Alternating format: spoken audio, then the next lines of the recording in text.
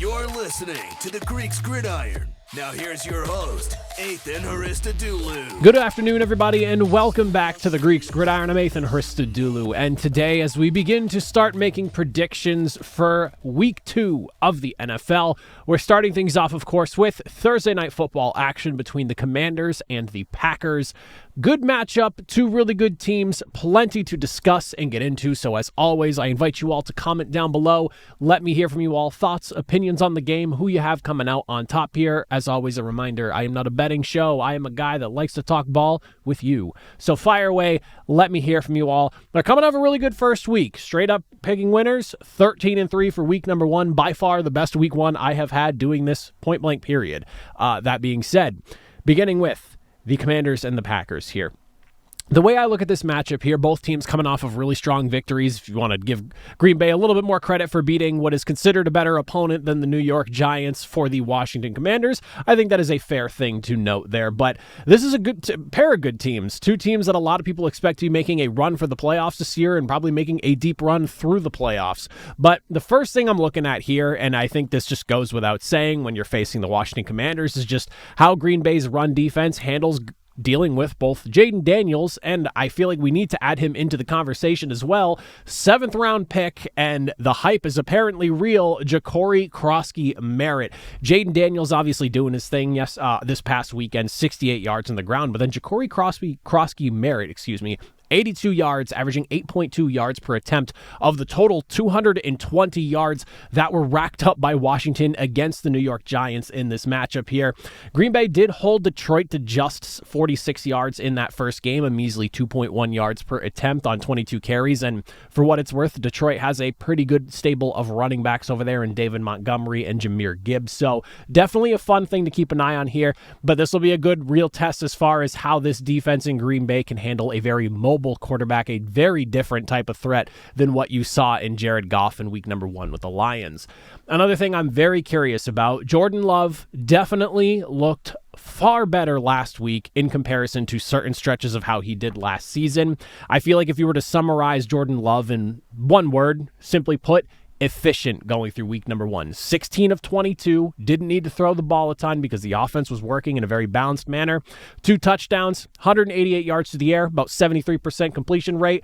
Not bad by any means whatsoever. When you look at the way Washington stacked up against New York this past week, just allowing 157 yards to the air, no touchdown passes from Russell Wilson. They also had the fourth best pressure rate in week number 1 amongst all 32 NFL teams. So I will be curious to see how Jordan Love continues to work his way through the season, because I've been in the camp for a while now. I've been hammering this as we've led up into the season here, and is a big reason why I was so high on Green Bay coming into the season was I looked at Jordan Love and just how he played last year as more of an issue with the ankle injury that got sustained early in the year and him just never being completely healthy. I very much am a believer in the fact that Jordan Love is probably more so the guy from 2023 who threw for 32 touchdowns and 4,100 yards that season and earned himself a massive big money contract on the way through that season as well. So I'll be very interested to see how he handles this Washington Commanders defense that's done a lot to get themselves to be better this season, and so far has at least looked better going through their first division rival of the season. Another thing I'm definitely interested about, because Washington did a good job of stacking up the tools that Jayden Daniels is going to get to work with as he goes through this season here. Doubters very quick to point out a lack of strength, I guess you could say, in Green Bay's secondary, and a lot of people saying that the hype wasn't really understandable surrounding Green Bay because the secondary wasn't that strong, especially the cornerback room. Well, I will say this. Xavier McKinney, probably one of the best safeties in the NFL. Whether you feel how you feel about the cornerback room and guys like Keyshawn Nixon or Carrington Valentine is totally up to you, but I will at the very least acknowledge the fact that Washington does have a good stable of receivers to work with here. Obviously, Deebo Samuel, who racked up 10 total targets during his first appearance with the Washington Commanders. And of course, Terry McLaurin is in the fold as well. 2 problematic wide receivers that teams need to deal with. And then the ageless Zach Ertz, who just continues to be a security blanket and a guy that Jayden Daniels loves to throw to, especially when he gets into the red zone.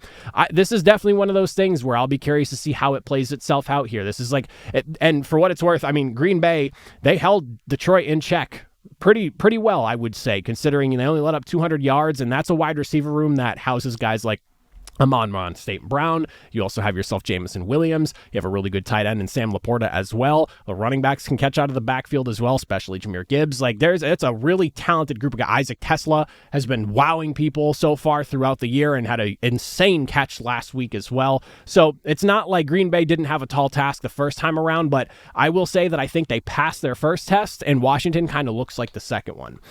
The last thing that I think is worth mentioning here before we go ahead and pick a winner, I do have some concerns surrounding the health of Green Bay's offensive line right now. They're both currently listed as questionable, but guard Aaron Banks and offensive tackle Zach Tom both did not participate in practice at all. Monday, Tuesday, Wednesday on the injury reports. So the way I see it right now, there is definitely a bit of a cause for concern. Nothing is guaranteed as for whether they play or not tomorrow night, but I will say this. I am a big trenches guy. I think a lot of the offense starts and stops within what your offensive line is capable of that evening that you are playing football. That being said, it has me kind of fading Green Bay a little bit in this game because of that. I'm a little bit worried with what we saw was a good showing. And again, if you want to say it was the Giants, fine. That's a fair conversation that we could have some other time. But I will say you're going up against the Commanders defense that looked pretty good in week number one that I think could create some problems if you're missing two of your starting offensive linemen. So I'm a little bit shaky with how I currently feel regarding Green Bay right now going into this game here. Even if it is at home and it's in Green Bay, they're at Lambeau, like that should, obviously advantage Packers, but that scares me a bit. So I'm actually going to go ahead and pick the Commanders for this game, and it's close. I flip-flopped on this a couple of times as I was putting it together here, but ultimately I feel better about what Washington has in terms of health going into this game. Missing two key starting offensive linemen, or even if they both end up playing, the question of just how healthy are they, especially with the fact that I believe Banks is dealing with a groin and ankle issue. That's just an awful lot of things going wrong. The oblique injury that Zach Tom is dealing with right now, that's also pretty problematic. Core strength is everything, especially at that position. So it's not even just the they may or may not miss the game scaring me. It's even if they are in the game, how healthy are they? How much of an impact do those injuries have on their ability to play? And if your offensive line is not in good shape, things can get ugly for the offense. I do think with how talented Green Bay is, they'll keep the game close. I like Washington. I like them 26-20. This is one of those games where I think they're kind of fist fighting to the very end. And when the final whistle blows, it's going to be Washington maybe taking a lead late or something along the lines of Green Bay just hanging in there to the very end, but couldn't quite get it done. But I think the finish of this game is going to be a tight one all the way to the very final whistle. So give me the Commanders 26-20 to open up week number 2. As always, I invite you all to comment down below. Let me hear from you. Any thoughts, anything else you want to go over? These are always designed to be a little bit shorter when it's just a single game. I don't want to be here too long previewing a matchup. So let me hear from you. Anything else you have your eye on for this first game of week number 2. But as always, if you made it to the end, greatly appreciate it. I'll see you all next time. Have a good one.